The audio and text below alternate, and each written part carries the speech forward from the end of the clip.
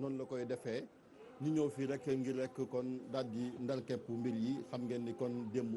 ci lan amalee màggal gi muy lu am solo fu nekk taaliba jóge fa teew ci dëkk bu sell bi ba léegi nag nit ñi ñi ngi woyal ziar bi ci noonu nag nuyoo bi dañ ciy jiital xalif général des mourides sëñ Mountakha Mbacké ñu ñaanal ko fii yàlla mu yàgg fii te wér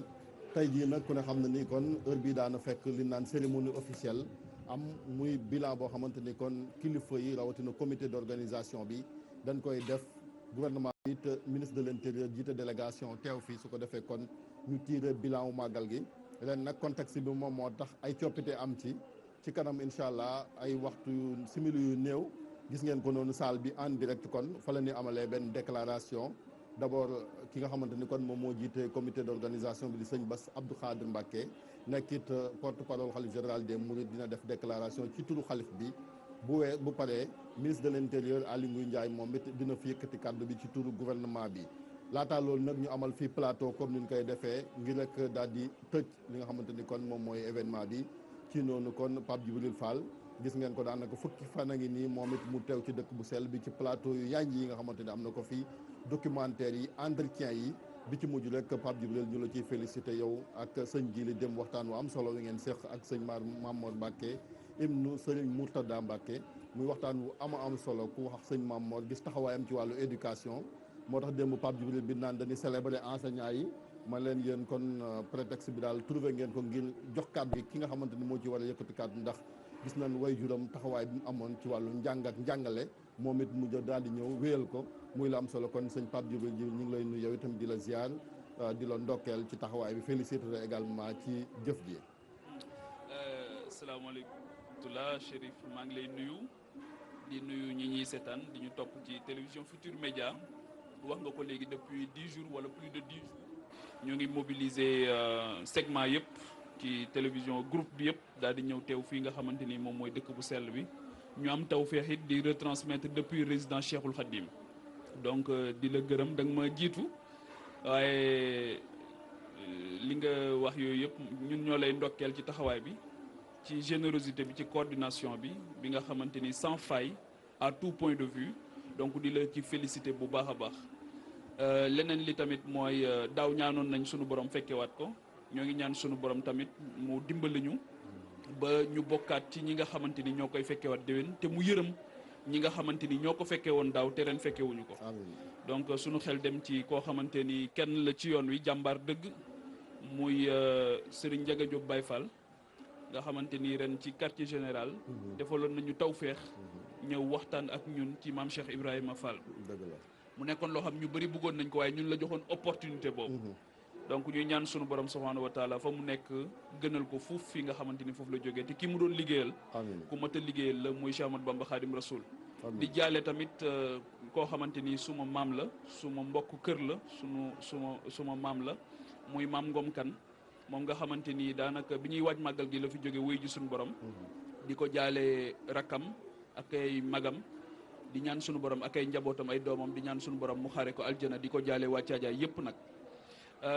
Chérif li nga wax noonu dafa am solo trop muy journée bi nga xamante ni dañ doon ci rendre hommage ñi nga xamante ni ñooy way jàngale yi ñun chance bi ñu am ci ñi ñu jàngal muy yow muy man mooy c'était plus que des maîtres waaye ay repères lañu woon ay pères lañu woon pour ñun waaye nag boo ñëwee ba Touba journée internationale bi ñu jagleel jàngalekat yi fekk ñu fi dafay am beneen dimension bu mu am wax nga ko léegi ci Cheikh Mouhamadul Mourtada dundam gi yëpp mu jox ko jàng ak jàngale waaye daf ko doon ndax ki nga xamante ni moom moo sanc dëkk bi di Cheikh Ahmadou Bamba Khadim Rasoul bokk na ci li mu gën a ñaan sunu borom subhanahu wa taala mu am ci dëkk bi mooy jàngalekaay bu mag a mag a mag ba nga xamante ni doomam yi nga xamante ni yëpp wuutu nañ ko fi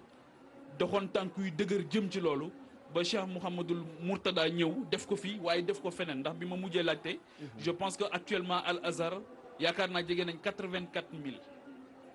ci territoire national bi yëpp te je pense que ñoo ngi ba Côte d'Ivoire ak dëkk yi nga xamante ni yëpp am na une diaspora sénégalaise ñuy def ci jàng ak jàngale lu am solo te loolu nag wax dëgg fa yàlla je pense que ni ko Mandela doon waxee mooy arme bi gën a redoutable pour transformer le cours des choses ndax nit ki bu la xamalee rek affranchir na la yeewi na la donc je pense que lu am solo la ñu leen ci delloo njukkal di ñaan tamit ki nga xamante ni moom mooy Cheikh Mountakha Bachir sunu borom defal ko ndam ci li mu jiite nii defal ci ndam Sénégal defal ci ndam Afrique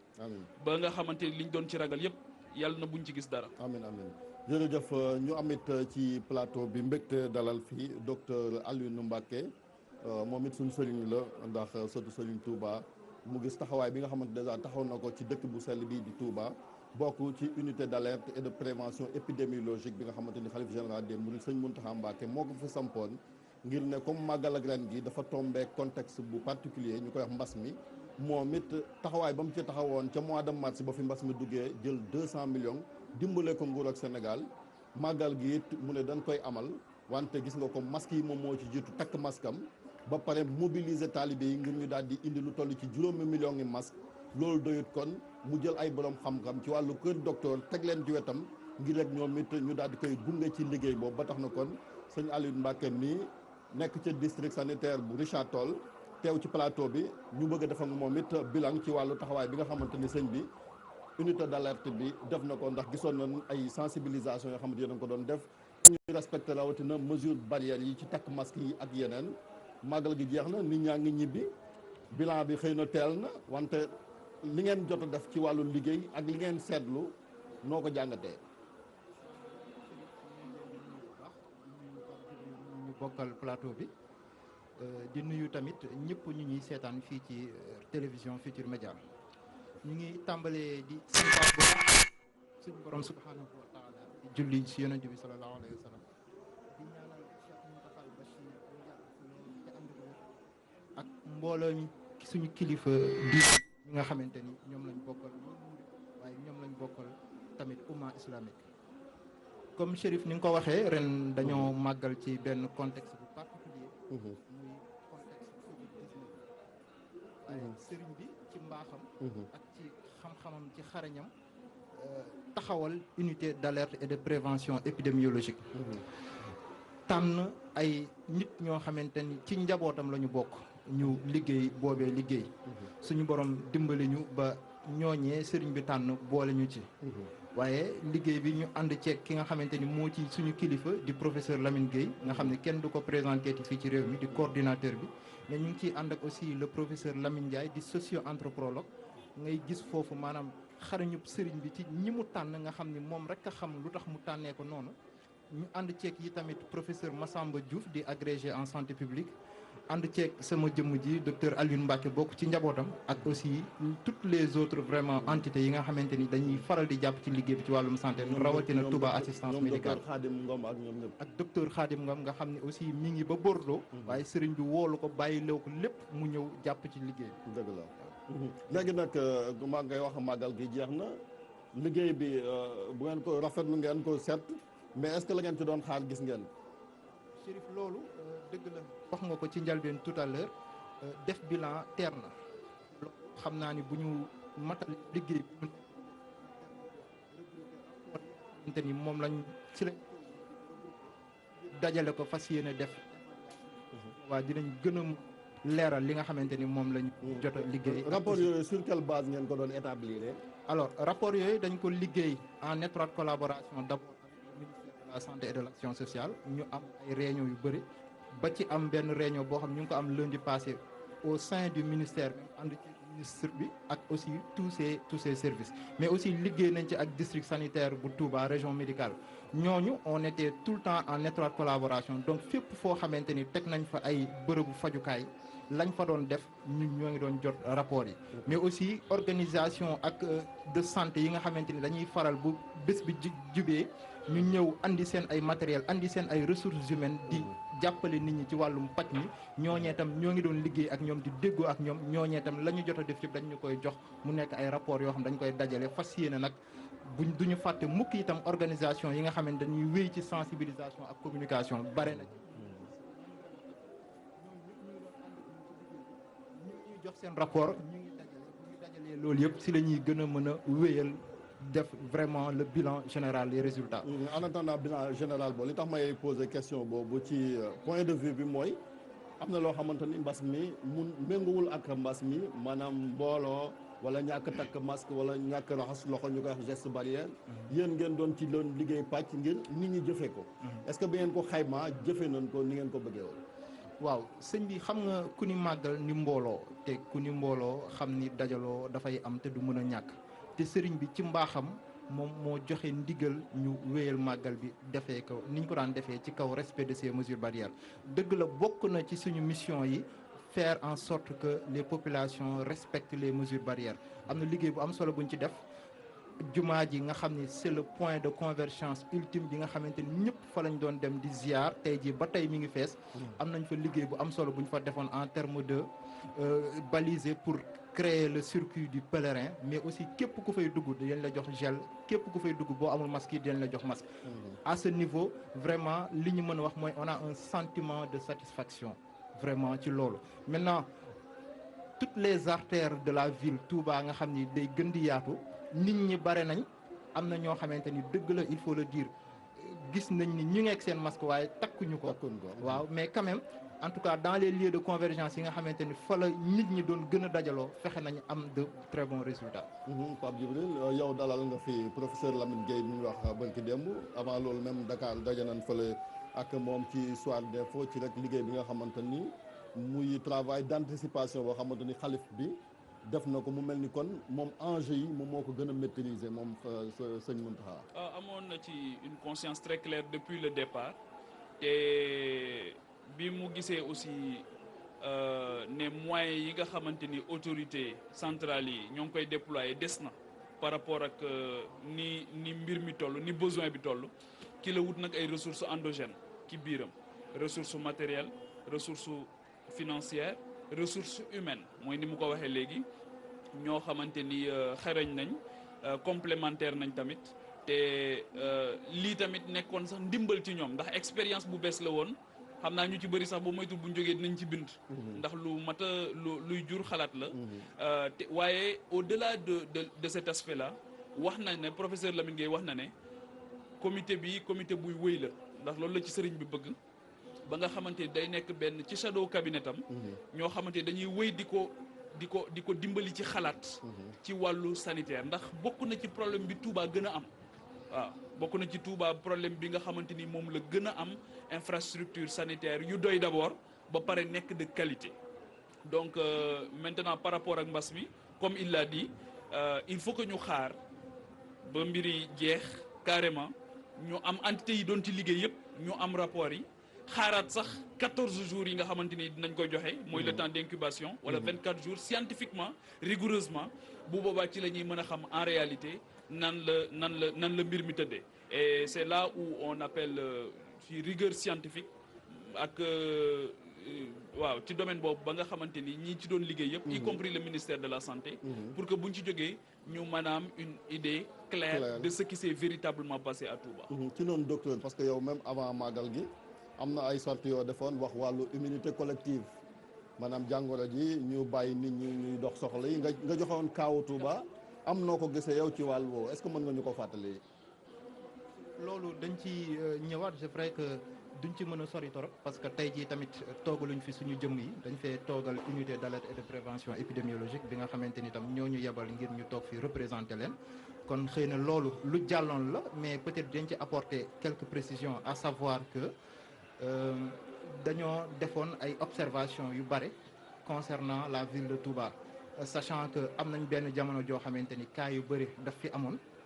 mais de par des problèmes de sous-entendement ak d'adhérence de la communauté ñu gis ni dem nañ ba en un moment population bi ci boppam sax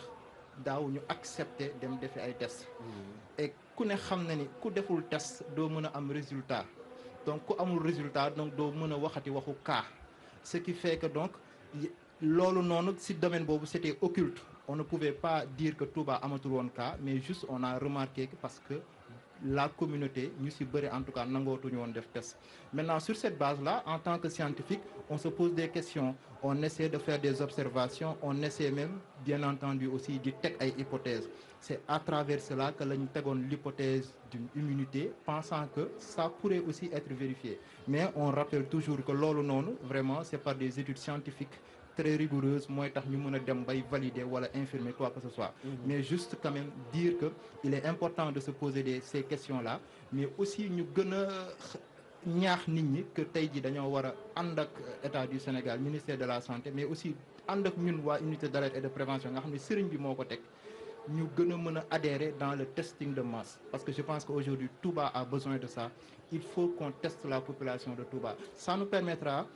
d'avoir les vraies données. Ça nous permettra d'avoir aussi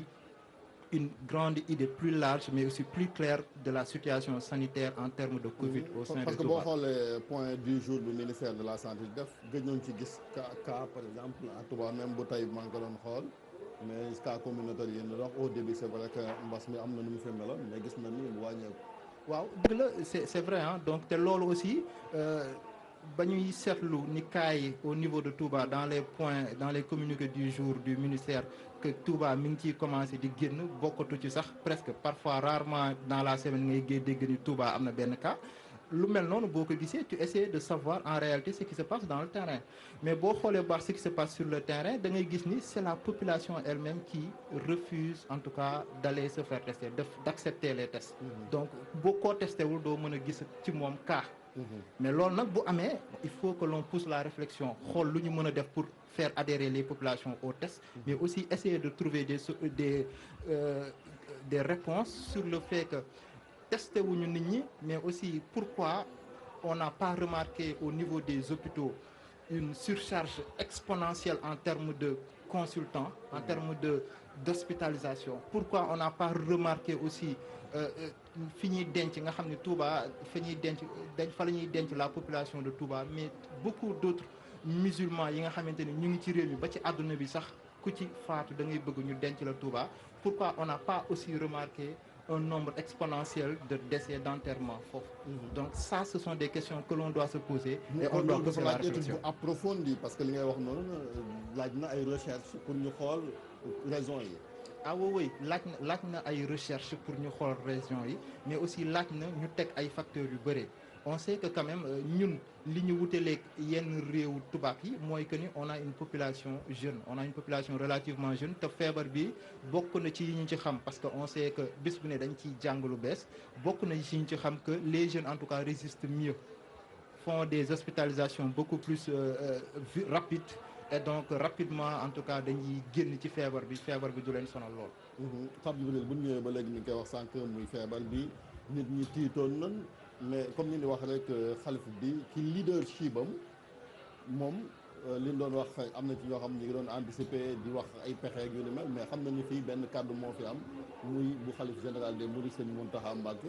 te déroulement événement yi jox na ko raison. En réalité c'est vrai que benn kàddu moom moo fi am muy bosam, mais lépp lu mu def rek teg na ko ci consulter na ñi nga xamante ni ñoom la war a consulter. Et dans ce cas précis là jël na bu baax non seulement la pleine mesure de l'affaire, mais am na benn argument scientifique bu tax mu dem ci loolu mooy bu njëkk bi. Bien entendu am na toujours un argument ésotérique parce que ñun tam dañu gëm ne mbiru Sëñ Tuubaa mbiru baatin la fondamentalement. Donc gëm nañ ne am na un argument scientifique bu ko accompagner.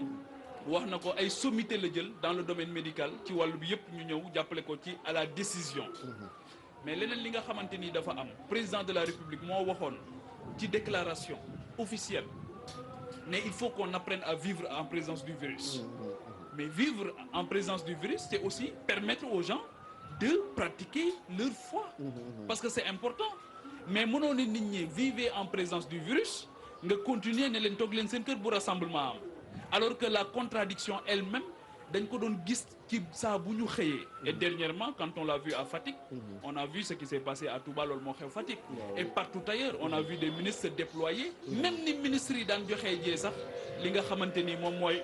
aide yeeg yëpp dañ daan gis ne en réalité c'était des points de rassemblement. Donc je pense qu'il faut pousser la recherche, qu'il faut mettre des moyens davantage dans la recherche parce que actuellement la recherche reste le parent pauvre aussi. Donc loolu nañ ci def injecter xaalis bu bari et que ñu am à partir de ça ñu jàppe comme une opportunité pour mieux se déployer dans le cadre de la santé publique. te ci li nga wax noonu au-delà même aspect sanitaire bi mooy koom-koom gi parce que tamit nit ñi buñ amul luñ dundee dañuy feebar dem ci hôpital bu ko defee ñoom docteur problème am ci ñoom. te vivre nañ ko pendant la période bi nga xamante ni ay confinement amoon nañ parce que ñu ci bëri sonn nañ amul sax lu ñu jëndee ordonnance bi ñuy relancé koom gi semaine passée la ca jam ñaajo tombeek ñuy waajal màggal gi te ku ne xam ne ni secteur informel PAP li mu représenté ci suñu économie li fi yow gis nga yaa ngi déplacé pour nga mobile surtout dëkk bi gis nga yow déjà pour nga déplacé wu dem fa ngay dal ñëwaat sax ndax gone yaa ngi ñëw fu nekk muy ambulant yi di daan seen doole mu mel ni kon màggal gi opportunité la également ci relance économique boobu pour relancer pour wane d'abord une résilience ndax mën nañu résilient ou pas mais opportunité moo tax il faut un accompagnement rigoureux et vigoureux aussi de l'État je pense que c'est une belle opportunité pour amorcer li nga xamante ni moom mooy suñu relance daaw maa ngi koy fàttali ci suñu émission yi bi mu fi ñëwee parce que bi mu defee gouvernement 19 avril dafa doon wax ne dafa bëgg un gouvernement boo xamante day dem très vite fast track yàlla dogal bi mu ñëwee ci màggal gi mu wax ne moom fast track bi mu bëgg sax ci ay jëwriñam Touba la ko fekk ci université bi ñuy def fii sëñ Mountakha di ko def ndax bi muy ñëw fekk na daanaka gros œuvre yëpp pare na donc njàng moom mu jànge woon fii daaw pour man tamit njàng moom war na ko jëlaat leçon ci ren fii ci Touba parce que Touba aussi bu ñu jàpp maa ngi koy am na ku ma ciy waxtaanal ma ne ko lii tax nit di ñëw Touba yëpp lii tax nit nit ñi di daw di dajaloo ci dëkk def ko agglomération loolu boo xoolee Touba amu ko muy géej muy comptoir commercial muy port muy yooyu ñooy tax ñu ñëw waaw mais fii boo gisee nit ñi dawee ñëw fii da ngay xam ne liggéey bu nangu la boo xamante ni sunu borom defal na ko ki nga xamante ni moom mooy Cheikh Ahmadou Bamba ba tax ñoom ñu leen di daw muy dëppoo ak li nga xamante ni ñaanoon sunu borom mooy fii nekk benn havre de paix boo xamante ni dinañ fi mën a jaamu suñu borom ak di ko fi wéetal mais jaamu suñu borom au sens large du terme te loolu liggéey daf ci am une place centrale loolu moo tax mu yóbbu liggéey ci benn dimension sacerdotale mooy xitma bi nga xamante ni ren moo nekkoon thème bi ñu doon waxtaanee fi nga xamante ni moom mooy màggal gi relancer l'économie nag ça commence par ça par cette générosité dans l'affaire par cette prise de conscience que le travail dafa nekk une valeur fondamentale boo xamante ni dafay libérer dafay affranchir nit te Serigne Touba daf ko pratiquer ñoñam pratiquer ko jamono bu nekk tamit ci ñoñam mu ciy génne ñoo xamante ni c'est des champions de l'économie ñoo xamante ni bu ñu leen di présenter dañ naan ay self-made man lañ waaye self-made man boobu noonu ci kaw la nii rek waaye ci biir fekk na nampatal nañ leen ci ay valeurs fondatrices nampatal nañ leen ci ay valeurs yu am solo yoo xamante ni moom mooy tax ñu mën a dund li nga xamante ni moom mooy seen foi mais mu nekk foi boo xamante ni dañ ciy mën a dañ koy mën a teg ci li nga xamante ni moo dëppoo ak ay valeurs patriotiques donc je pense que c'est une belle opportunité encore une fois de relance c'est une belle opportunité de relance et de résilience boo xamante ni am nañu ko et su fekkee ne saisir nañu opportunité bi dinañu dimbali Chérif pour ñu mën a dem ci loolu mais encore une fois on attend l'accompagnement de l'État parce que du waa Touba rek ñoom ñoo fi nekkoon waa Sénégal yëpp ñoom ñoo fi daje woon waaw ci couche yëpp de la population kenn xamul ñaata nit ñoo bàyyeekoo ci seen corps de métier yu différent ñëw ci filières yu différentes ñëw fii wut si fi lu ñu am te li fi génn ci xaalis ci fan yi c'est extraordinaire parce que ren aussi dañ doon wax ne màggalu jaayante la donc les gens sont venus à tout prix et ils ont mis le prix ils ont mis les moyens qu'il faut pour voilà apprendre justement wala donner un bel exemple de cette capacité-là à vivre en présence du virus. muy lu am solo mbokk yi ñuy fàttali ne rek ba léegi ñu ngi ci résidence Khadim Rassoul Pape boo ñu mënee wanaat salle bi ñu wane ne kon salle bi mbokk yi incha allah ci kanam ci la kilifa yi di teew ngir def déclaration xalif général des Mourides moo koy def ci turu porte-parole am di Serigne Bass Abdou Khadir Mbacké Aly Ngouille Ndiaye di ministre de l'intérieur moom mooy wax ci turu gouvernement bi ngeen nar ko vivre en direct ñu salle bi mi ngi fii ci suuf fi ñu nekk ci résidence Khadim Rassoul docteur li ñu doon wax ba léegi yéen constat bi ngeen def c'est vrai que yéen a ngi xaar def rapport général défi lañ doon wax ni màggal gi dañ ko def ba tax na kon bi sëñ bi woote taalib yëpp ñëw bu ngeen doon def xayma mbooloom ren mi ak comparé ko yeneen édition yi est-ce que am ngeen ci benn genre regard waaw concernant mbooloo mi bon loolu moom ay données peut-être statistiques moo koy gën a mën a wax de manière exhaustive en tout cas leeral ko ba mu leer mais li wóor te wóor mooy boo xoolee boo defee juste une observation très simple di nga gis ni mbooloo mi fi daan nekk moo fi nekk boo xoolee ci concession yi suñu kër yi ñun ñi nga xam ne dañuy accueillir ay gan ña fa daan ñëw fa ñëw donc vraiment gisuñu benn changement particulier ci vraiment donc pèlerins yi ñi doon ñëw mais même plus loin même les types de pèlerins parce que peut-être am na ñu doon wax ni on attend plus les jeunes cette année peut-être mag ñi dañuy toog mais on a remarqué que en tout cas dans nos concessions ña fa daan ñoo fa ñëw muy mag di ndaw di góor di jigéen mais aussi damay remercier waale damay profiter waale ci loolu di remercier Serigne Bassirou Abdou Khadre porte-parole parce que moom c'est le président du comité d'organisation du Magal unité bi bañ ko taxawalee yàggul ba ko Serigne bi taxawalee yàggul mais on a vu que rapidement ba ñu defalee suñu plan d'action budgétisé ko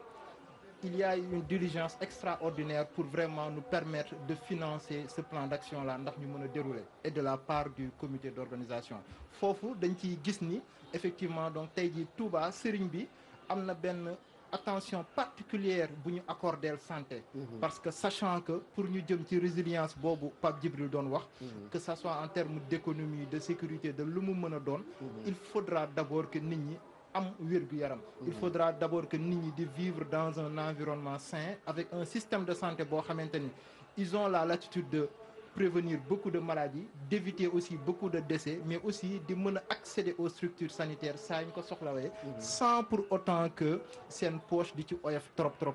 c'est pour cela que le professeur Lamine Gueye l'a si bien dit temps yi le travail de l'unité ne fait que commencer li ñuy xaar vision bi mission yi ça dépasse de loin lii ñi ñu doon liggéey particulièrement ci période màggal gi parce que li tax ma doon laaj mbiram affluence bi dama gis ku mel ni Moubarak Lo waa direction bi nga xamante ne moom lañ dénk études yi ak wàllu prospective ñu ne biñ laajee lu mat 1000 personnes par téléphone doon ne laaj ndax den màggal si nemeeku nan baana benn baisse bu 15% 68% yi ak lu toppas tuut ñoom ñoo ne dañuy màggal si. Oui, le professeur Moubarak Lo nga xam ni on a passé une semaine temps yi passé au niveau de Saly benn séminaire bu ñu doon def pour justement donc faire une revue d'action de toutes les actions qui ont été menées dans le cadre de la riposte contre la Covid pour voir on remarque que xarañam duñ ko kenn dootu ko naatable fii ci réew mi avec son cabinet effectivement d'études. Maintenant, bon, c'est une étude peut-être qu'il a divulguée. On n'a pas encore eu vraiment les résultats de cette étude pour le voir. En tout cas, aussi, il faut dire que bu fekkee dañ doon woote pour xam à peu près ñaata ñan ñooy dem màggal il faut aussi savoir que ay changement mën na am. Parce que nit ñi plus bés bi doon jege am na ñoo xamante ni ils ont eu à changer de décision bu fekkoon dañ doon hésiter ni gën a dem parce que aussi il faut que ñu dugal beneen facteur muy ban facteur muy plus màggal gi doon jege on remarqué une baisse du taux de positivité te loolu gis nañ ci ñu bare daf leen jox confiance pour ñu gën a mën a encourager pour ñëw màggal gi am na ñoo xam moom mësuñu ko hésiter ba sëriñ bi joxee ndigal la ñu tàmbalee waaj xam ni dañoo war a ñëw màggal. unité bi lan la laajoon ci wàllu jumtukaay ngir liggéey bi ngeen mën koo ñoŋal. étude bi. unité bi. waaw alors unité bi li mu laaj bon ba ñu ñëwee dañoo tàmbalee def suñu liggéey teg ko ci ay axes stratégiques ay axes stratégiques yoo xamante ni dañ ko teg ci 7 axes stratégiques. toog nañ ci ak ministre bi toog nañ ci ak autorités yu bare présenter leen ko ñu magnifier ko rafetlu ko bu baax a baax. Maintenant unité bi aussi son travail c'est plus un travail de coordination l'unité est à un niveau stratégique donc ñun li ñu doon soxla mooy ressources humaines on en a eu parce que ba ñu taxawlee unité bi ñi ñu jege ñi ñu approché pour vraiment jàppale ñu ci liggéey boobu kenn xamul nu mu toll ba ci ñun ñi nga xam ne on s'était partagé le travail man. On m'avait plus donné donc la chance pour ma xool la jeunesse au niveau de la jeunesse ban expertise lañ fa mën a jëlee on a remarqué que récemment barki démb seen télévision bi mi ngi woon ci biir jumaa ji doon gis ay portiques de désinfection yoo xamante ni ay jeunes sénégalais élèves ingénieurs ñoo ko taxawal te jeunes yooyu yëpp dañu approché pour vous dire que sëriñ bi dafa joxe benn genre déclic sachant que l'expertise était là. dafa libérer énergie. dafa libérer énergie yi ñëpp ñëw te fi mu nekk nii les jeunes ont plus confiance les autres entités aussi ont confiance ñu ngi ñëw pour libérer li nga xamante ni moo newoon ci ñoom. ñu bàyyi ñu nodd ba pare après incha allah ñu continuer waxtaan.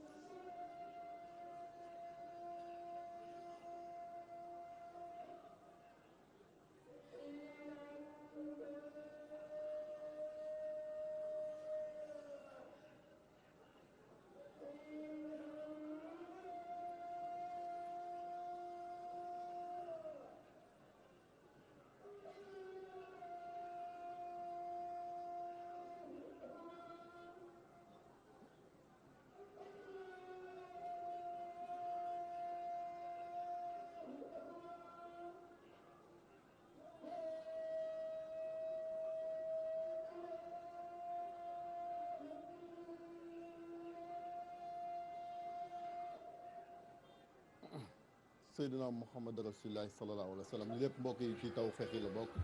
yéen ñi ñuy seetaan kon ngeen am occasion opportunité grâce à la télévision Futurs Médias ngir mën a rek dund lu ni mel fii ci Touba muy mbégte lépp luñ fi ñaan yàlla na ko yàlla nangu ñu ngi ba léegi ci plateau spécial bi ñu tëjee rek